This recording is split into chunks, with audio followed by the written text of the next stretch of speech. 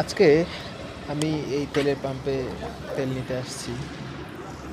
তো তেলের পাম্পে তেল নিতে গেলে আমার সবথেকে বেশি বিরক্ত যেটা লাগে দাঁড়িয়ে থাকা, আর প্লাস আমার নিজের হচ্ছে ট্যাঙ্কিতে যদি আমি ১,০০০ ১,৫০০ টাকার তেল ঢুকাই, তাহলে শেষ মুহূর্তে এসে যে ধীরে ধীরে তেলটা ঢুকাইতে হয় তখন খুব বিরক্ত লাগে।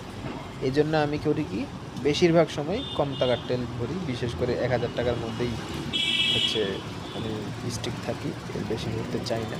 কারণ শেষ মুহূর্তে এসে অল্প অল্প করে তেল ঢুকাইতে হয়, নাহলে তেল ওভারফ্লো করে। তো শেষ পর্যন্ত দেখুন আমি কয় টাকার তেল ভরলাম এবং আমার তেলের অবস্থা কী।